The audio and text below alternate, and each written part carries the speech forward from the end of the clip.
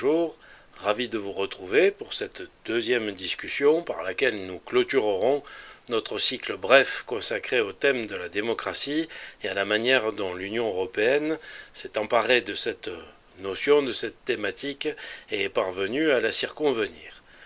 Voilà le programme pour aujourd'hui.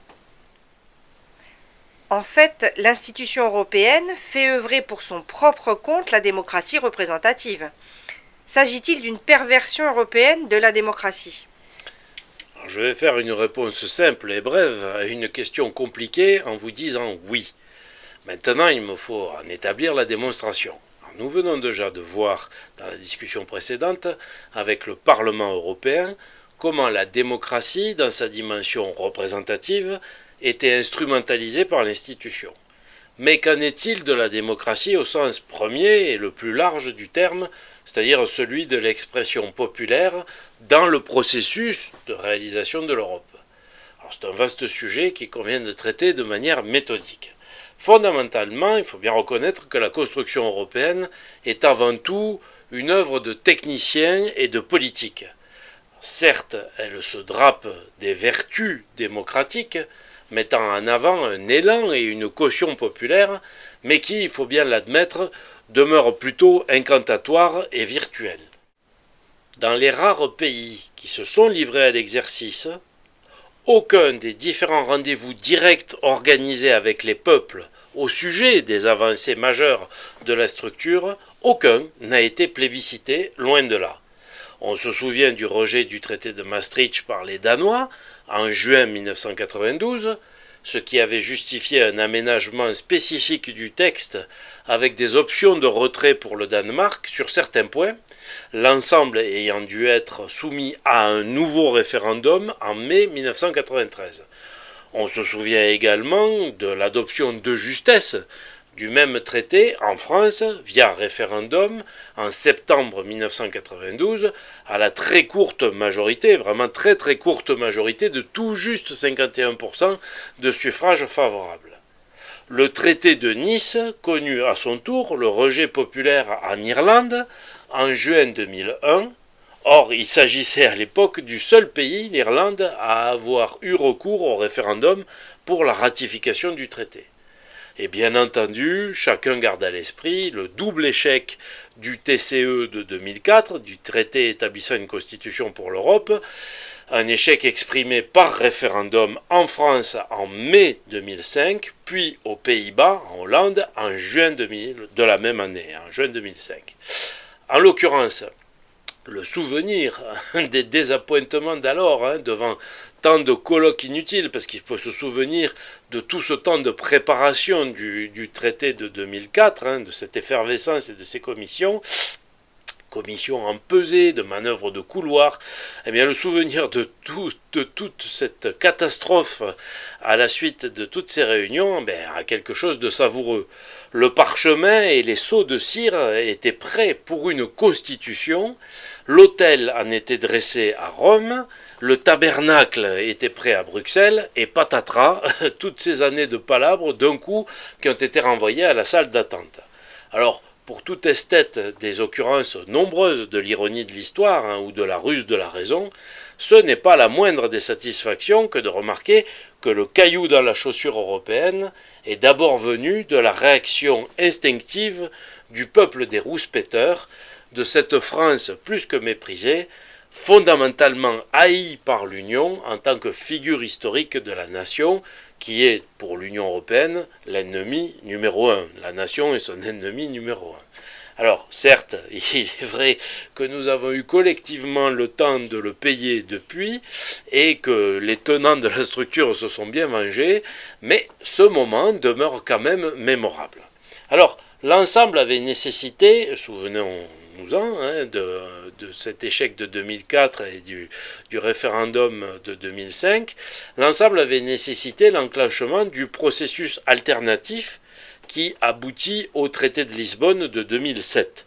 Cette fois, ce traité est prudemment non soumis à la sanction populaire dans les deux pays dont l'expression avait été frondeuse, c'est-à-dire la Hollande et la France, et il est ratifié directement par une voie beaucoup plus sûre, qui est la voie parlementaire de chacun de ces deux pays.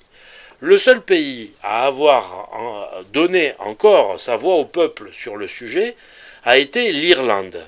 Et on avait expérimenté une fois de plus un refus en juin 2008, lequel n'avait pu être levé in extremis que par la tenue d'un nouveau scrutin en octobre 2009, remporté en fait à la faveur du vent de panique suscité par le déferlement en Europe de la crise financière des subprimes américains, et bien sûr par l'octroi, il faut le reconnaître aussi, ça c'est la version moins reconnu, l'octroi d'un protocole spécial annexé au traité qui est dérogatoire sur les points auxquels le public irlandais avait été le plus sensible.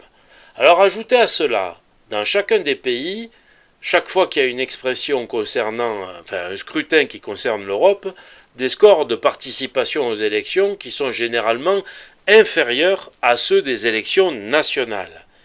Et donc les faits en témoignent et ils sont têtus. Le moins qu'on puisse dire, c'est que la relation entre peuple et institutions européennes ne donne pas l'image d'un fleuve tranquille, ni d'un rapport consensuel d'adhésion enthousiaste et spontanée.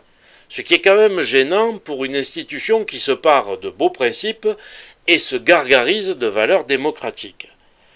Jusqu'à présent, autant la participation volontaire des États au projet européen semble effective et acquise, autant l'assentiment populaire, qui est encore connecté à la dimension nationale de chaque État, paraît, lui, faire défaut. Et c'est bien ce qu'a révélé l'exception contrariante du Brexit et la défection forcée à la suite du souhait manifesté, exprimé par les électeurs du Royaume-Uni, du souhait de se sortir de l'Union européenne. Et donc, la volonté de puissance de l'Union bute sur le consentement populaire, sur l'expression démocratique qu'elle n'est pas encore parvenue à capter, à circonvenir totalement, à accaparer.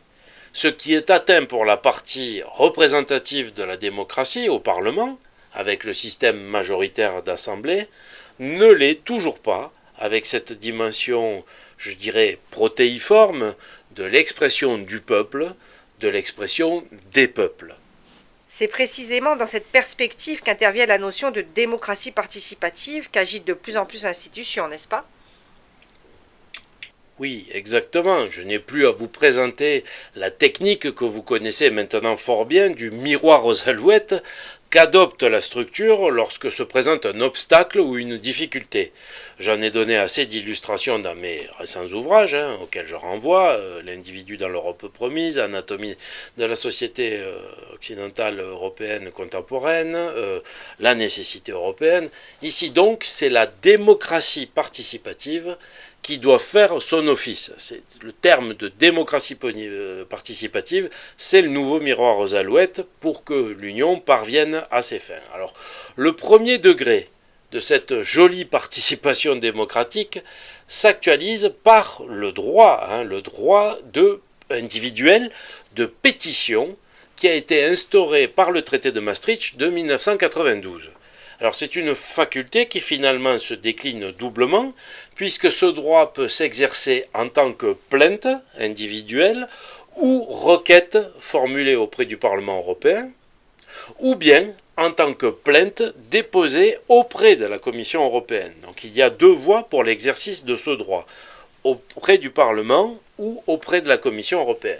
Dans la première modalité, c'est-à-dire auprès du Parlement, il s'agit d'une question portant sur un sujet relevant d'un domaine de compétence de l'Union européenne et devant concerner directement le pétitionnaire. C'est-à-dire, la question qui est posée doit directement concerner celui qui la pose et qui a donc la possibilité de formuler une doléance ou de demander que des mesures soient prises par l'Union dans son sens.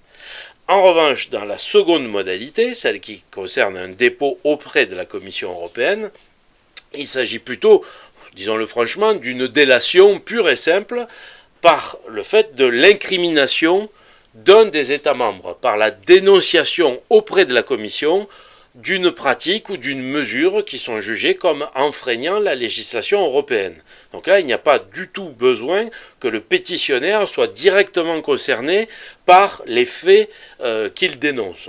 On voit donc déjà que la lecture par l'institution d'une expression démocratique individuelle est toujours quelque part intéressée.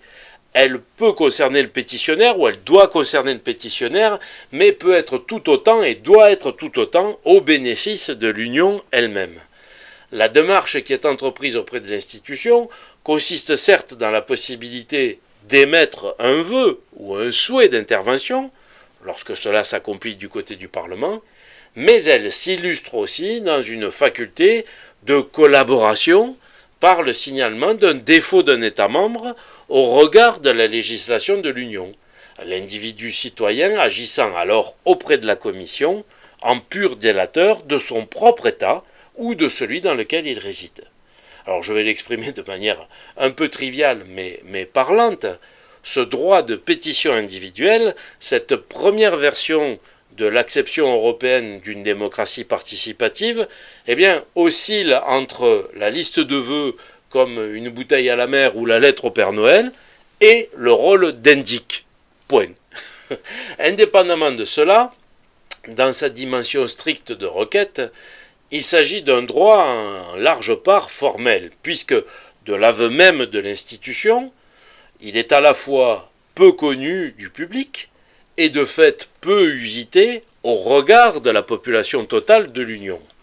On parle en gros d'une moyenne contemporaine de 1200 dépôts par an, qui sont instruits par une commission parlementaire dans laquelle siègent 35 députés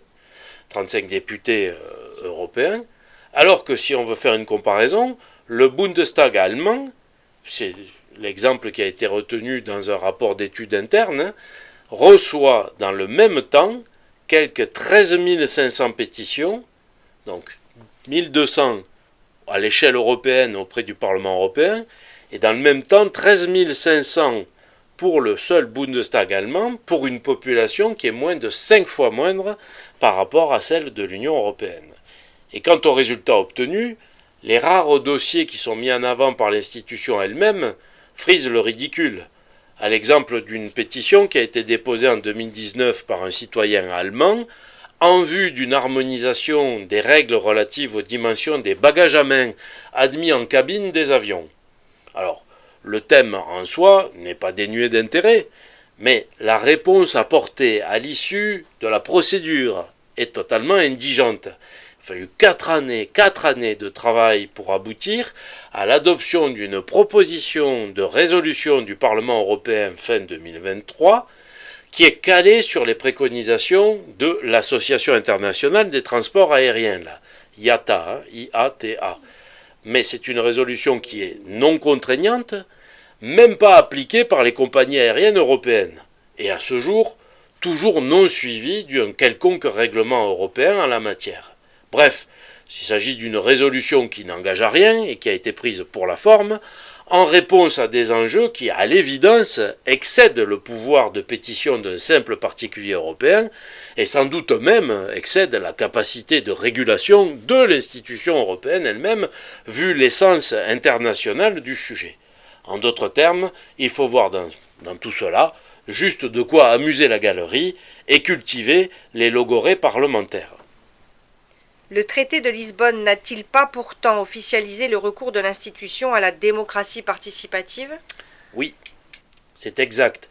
Et vous faites référence certainement à l'article 10.3 du TUE, du traité de l'Union européenne, qui stipule généreusement que, je cite, « tout citoyen a le droit de participer à la vie démocratique de l'Union », ce qui objectivement veut tout dire et rien dire.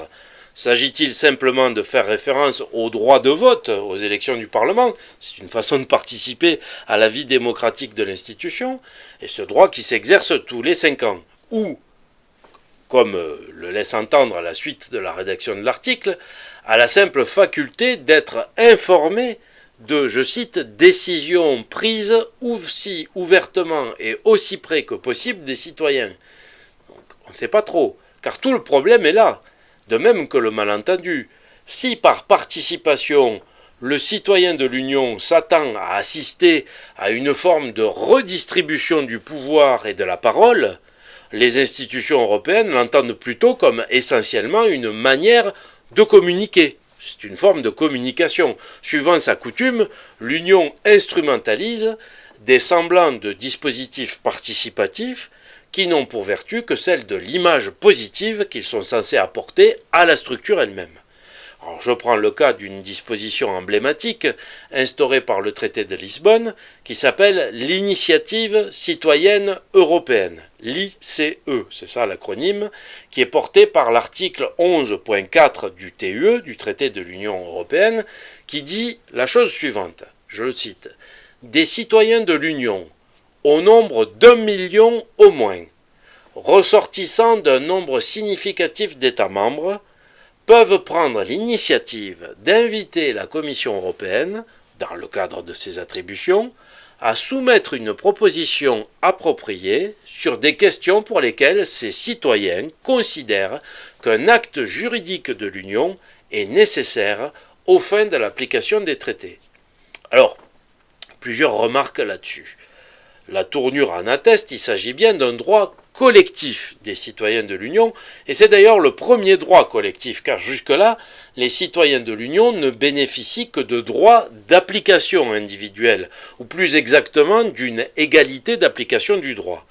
On peut même aller jusqu'à dire que cela constitue la première manifestation collective transnationale en Europe, puisque devant associer des ressortissants de plusieurs États membres, ce qui est symboliquement fort, indéniablement.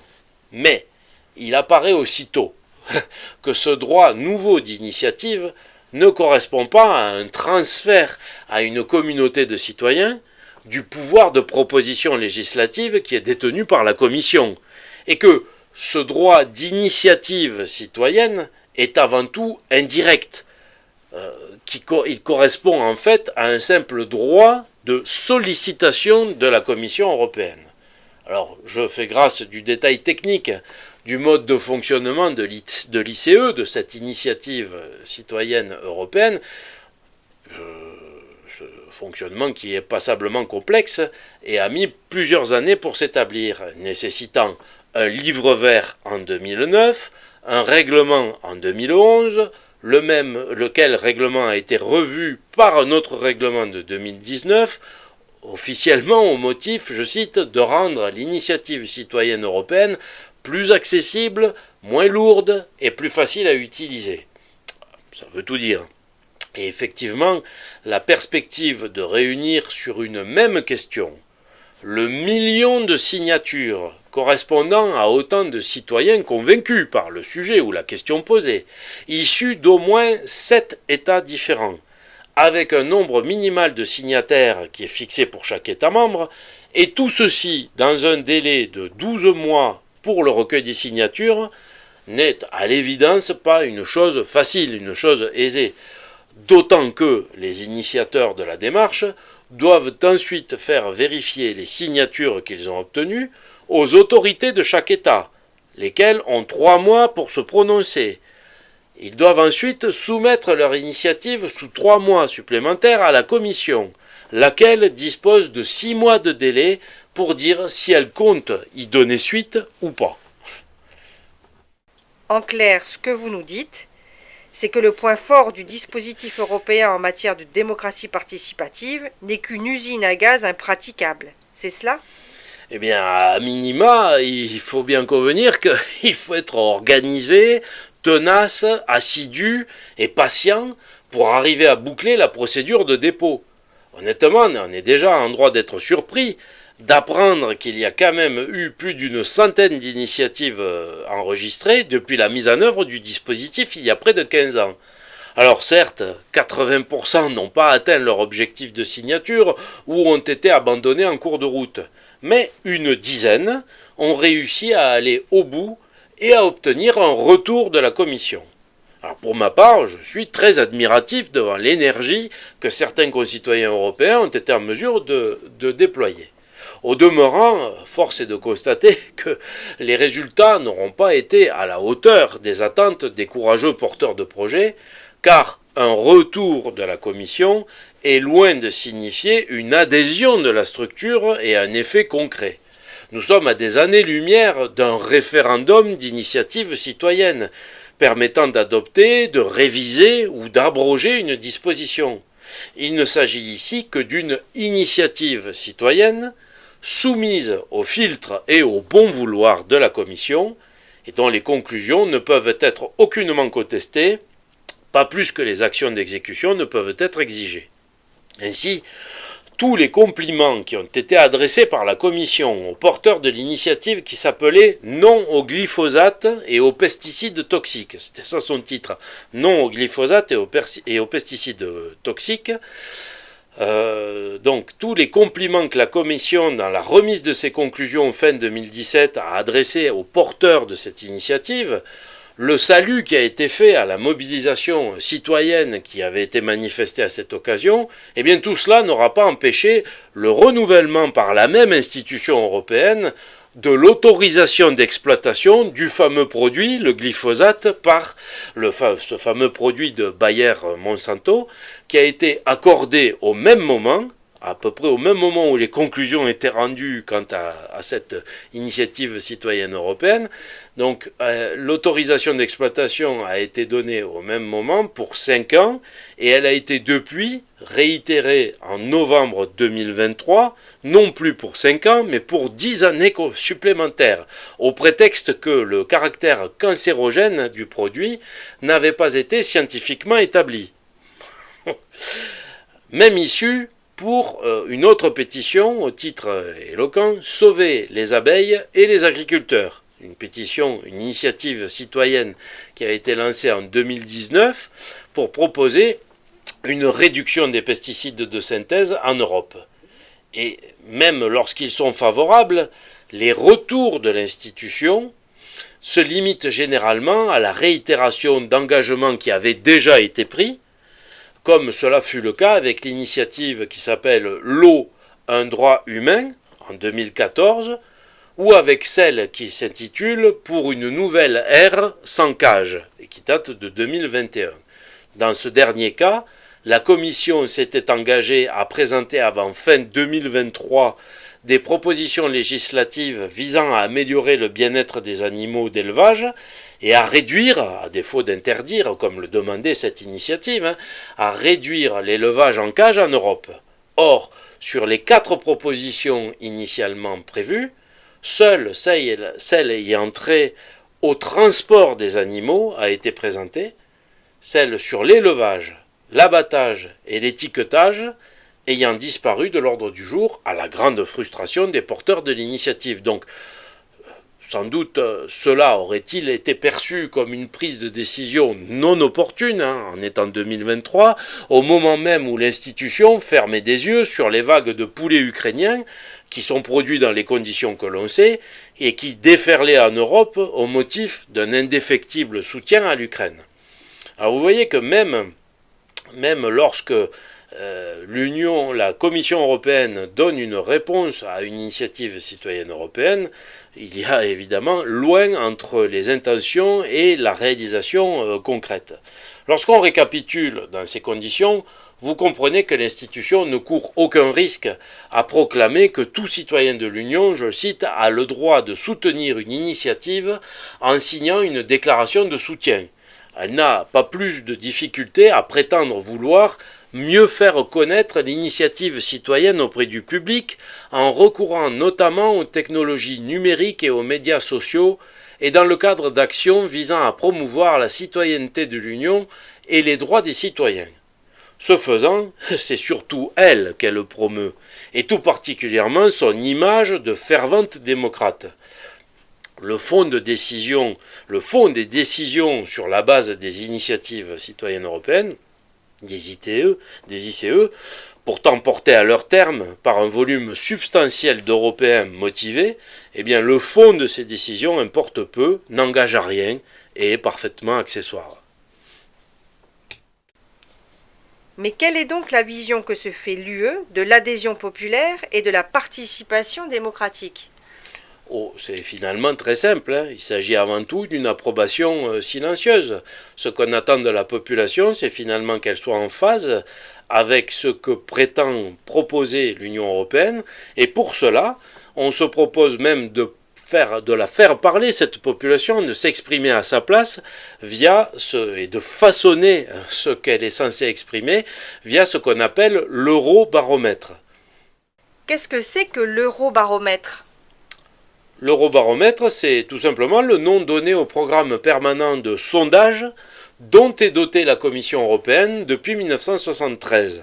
Autrement dit, c'est en quelque sorte sous la teinture scientifique et dans le cambouis des méthodes d'échantillonnage, la fabrique d'une opinion publique européenne conforme aux attentes de l'institution. Alors le principe est simple à comprendre.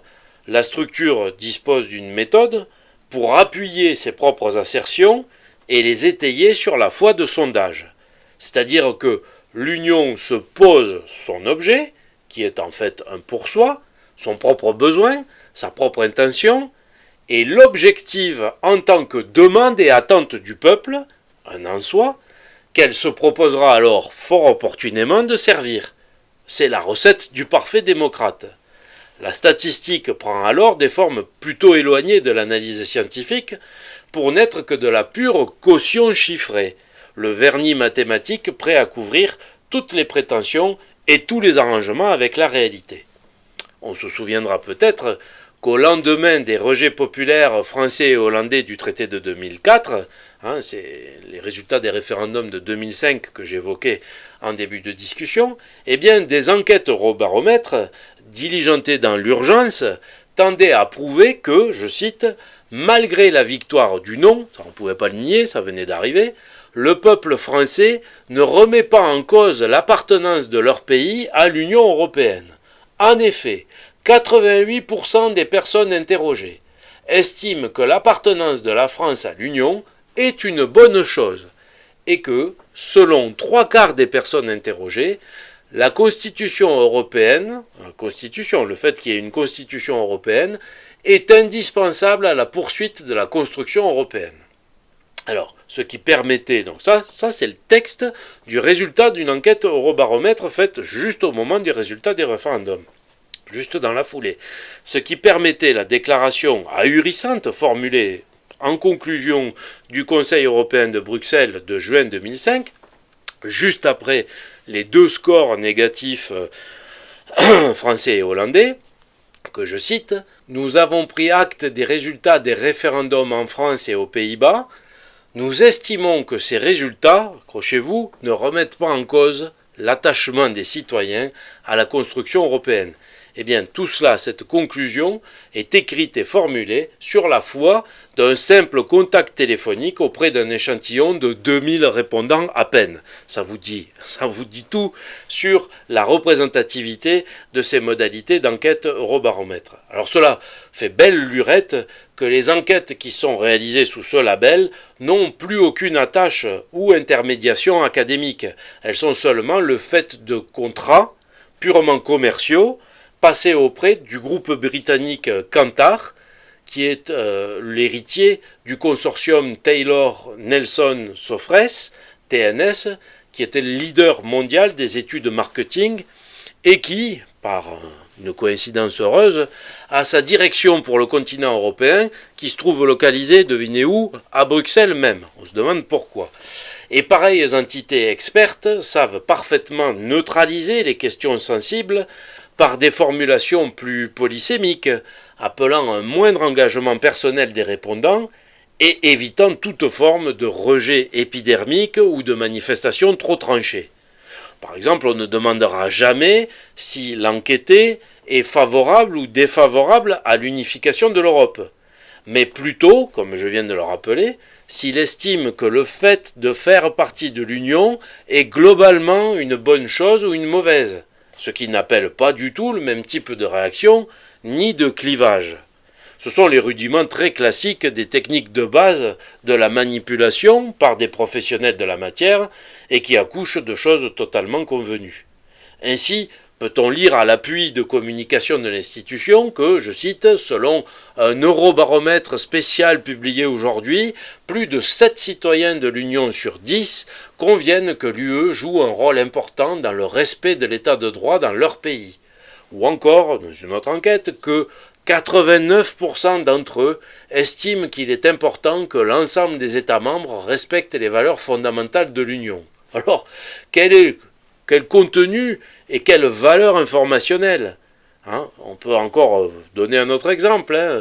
94% des personnes ayant participé à la dernière enquête Eurobaromètre confirment qu'il est important de garantir à tout moment un approvisionnement stable en denrées alimentaires dans l'Union européenne. Alors pourquoi pas 100% tant qu'on y est, parce que décemment on ne voit pas tellement qui soutiendrait le contraire, dire qu'il ne faut pas avoir d'approvisionnement alimentaire garanti en Europe. En d'autres termes, l'état de l'opinion est essentiellement de l'ordre des platitudes ou une attitude attendue, entièrement inscrite dans un circuit parfaitement piloté et contrôlé par la structure, manœuvré dans le sens souhaité.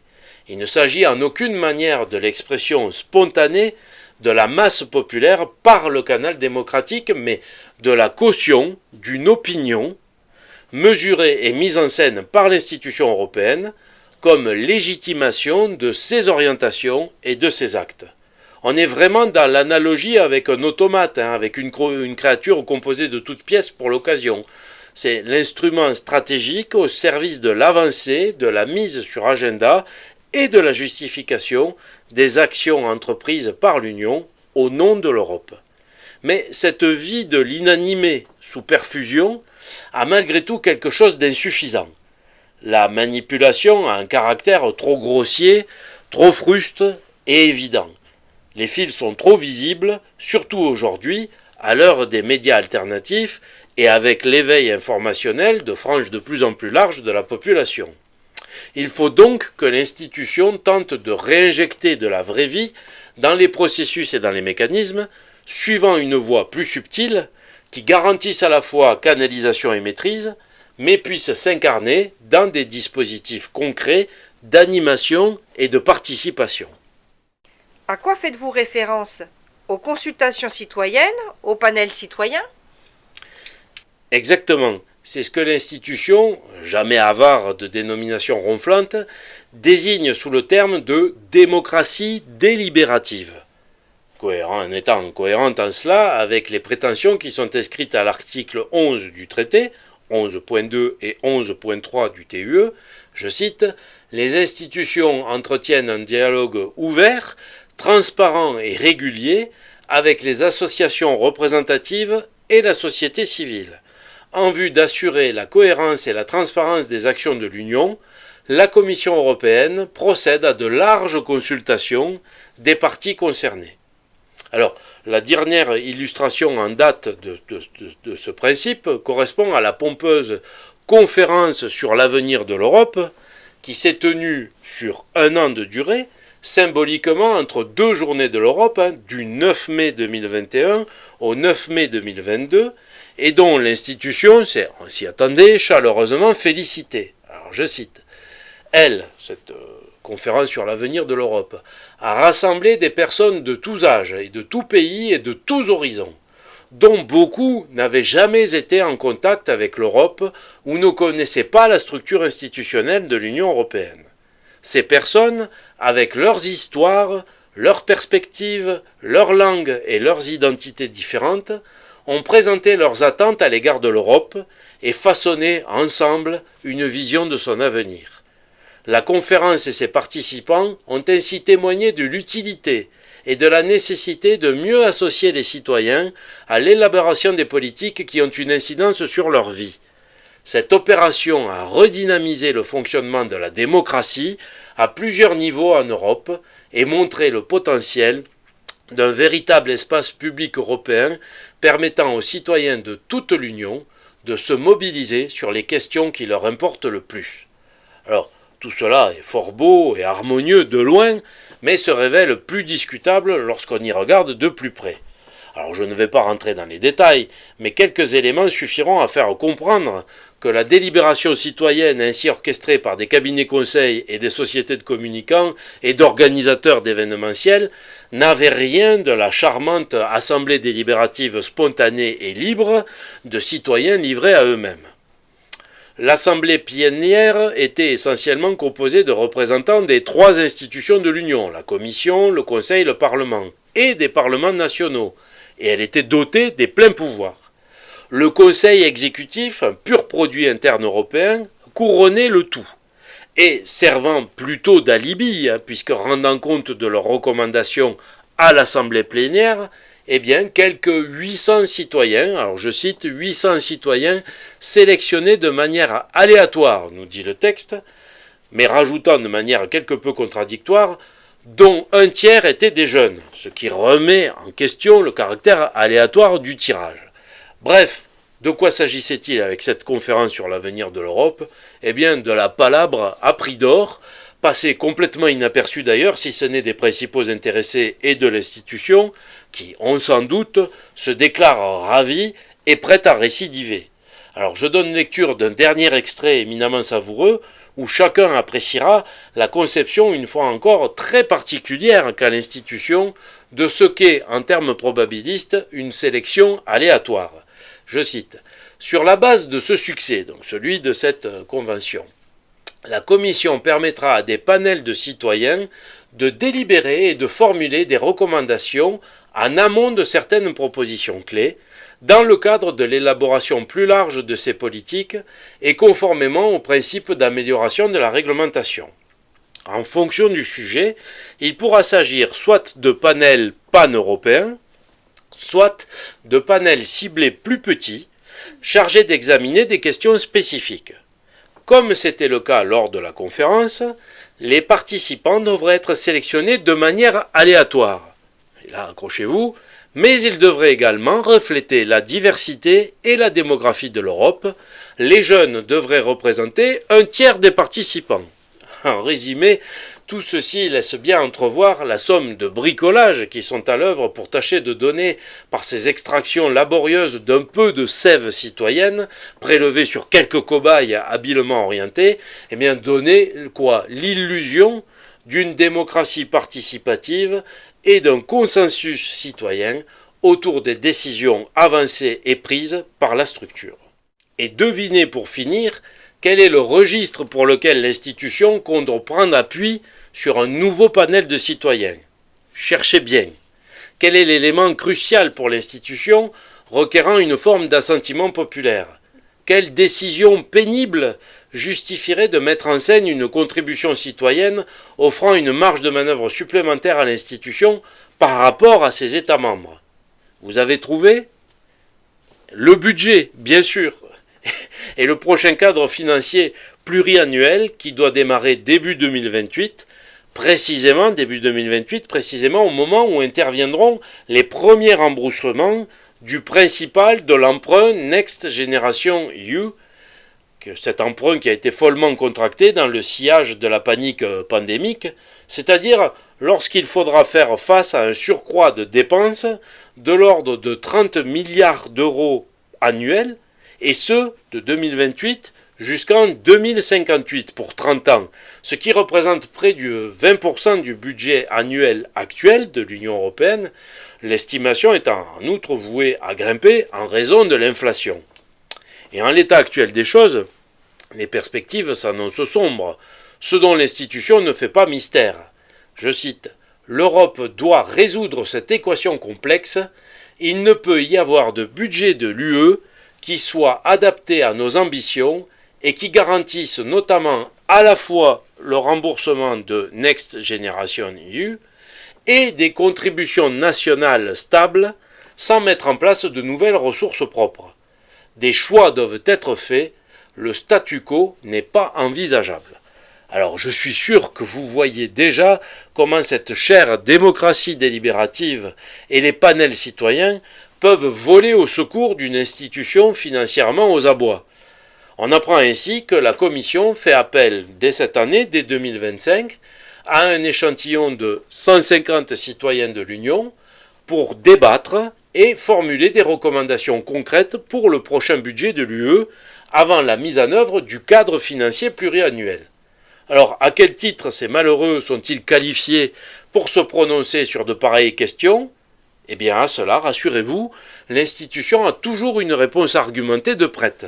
Je cite, « Tous les Européens bénéficient du budget de l'UE et devraient donc avoir la possibilité de donner leur avis sur son avenir. » C'est-à-dire